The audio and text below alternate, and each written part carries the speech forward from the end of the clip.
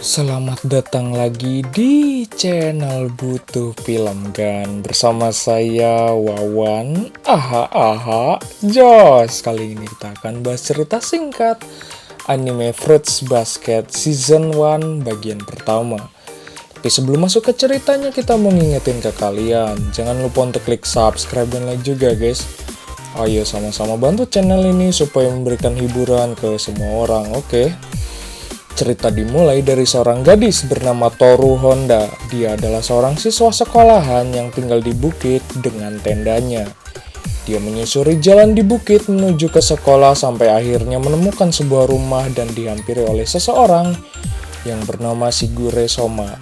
Honda sangat tertarik dengan zodiak kucing pada masa kecilnya. Setelah itu datanglah Yuki menghampiri mereka berdua. Dia menjelaskan kalau Honda adalah teman sekelasnya, maka dari itu mereka berdua saling kenal. Setelah itu, Honda dan Yuki pergi ke sekolah bersama. Di sekolah, para penggila Yuki yang diwakilkan oleh Mitoko Minagawa, mereka kepanasan karena Honda berdekatan dengan Yuki. Setelah itu datanglah Uo dan Hana mengusir para bebenguknya di sana. Honda satu kelompok dengan Hana pada kelompok memasak. Di sore hari, Honda pulang bersama Yuki. Dia lalu menjelaskan soal zodiak kucing. Kalau kucing itu bodoh dan kasar. Selain itu, pada siklus 60 tahun, tidak ada tempat untuk kucing. Tiba-tiba ada alarm berbunyi membuat Honda cabut pergi darinya untuk kerja. Kembali ke masa lalu, pada umur 3 tahun, Honda ditinggalkan ayahnya. Maka dari itu ibunya pergi bekerja membanting tulang. Tetapi pada suatu hari ibunya meninggal karena kecelakaan. Sekarang Honda tinggal bersama kakeknya. Tapi karena rumahnya sedang direnovasi, dia pun harus tinggal di tenda di sebuah bukit. Malamnya Yuki dan Soma berjalan menyusuri bukit. Sampai mereka berdua menemukan seorang gadis yang rupanya adalah temannya sendiri yaitu Honda, yang baru pulang dari bekerja paruh waktu. Mereka berdua pun mengajak Honda ke rumahnya. Saat kembali ke tendanya, rupanya runtuh akibat longsor.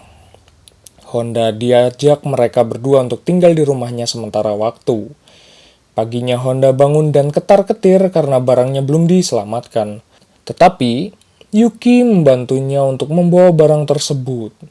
Setelah itu Yuki mengajaknya untuk tinggal di rumahnya di kamar lantai 2 yang kosong.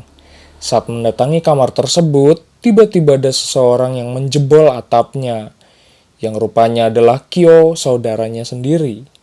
Honda yang mencoba memisahkan keributan antara keduanya tiba-tiba memeluk Kyo dan merubah wujud menjadi seekor kucing.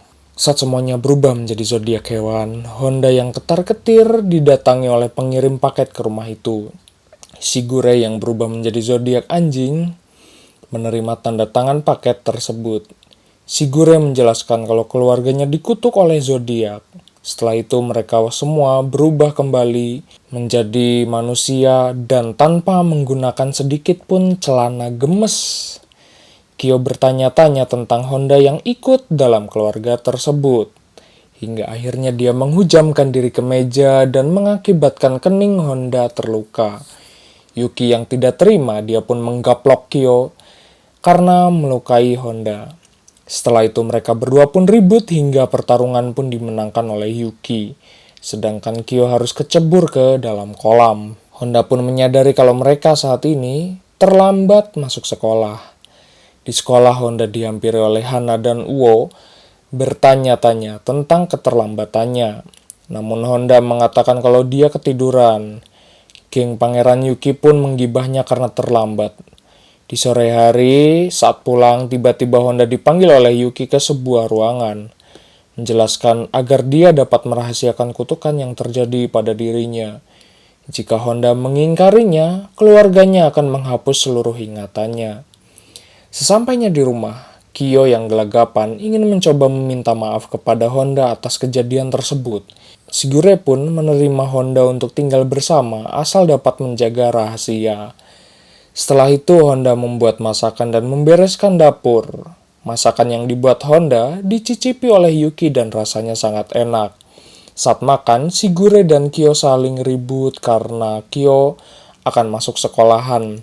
Di sekolah, Kyo menjadi bahan cibiran karena rupanya mirip dengan Yuki. Sampai akhirnya dia tidak tahan dan cabut dari ruangan tersebut. Yuki dan Honda menemuinya di sisi gedung sekolahan tersebut. Malamnya di sebuah bukit, Honda berjalan sendirian. Mendengar di belakangnya ada seseorang yang mencurigakan, dia pun kemudian menggaplok orang tersebut yang ternyata adalah Kyo. Mengira seseorang akan melakukan adu gabrut, rupanya Kyo ingin meminta maaf kepadanya. Sebulan kemudian, sekolah akan mengadakan festival budaya.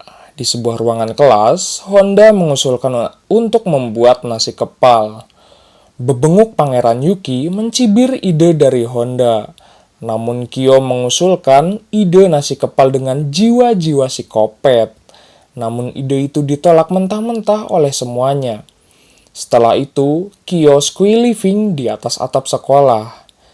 Lalu Honda pun menghampirinya.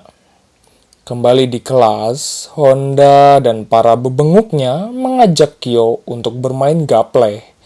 Permainan itu lalu dimenangkan oleh Hana.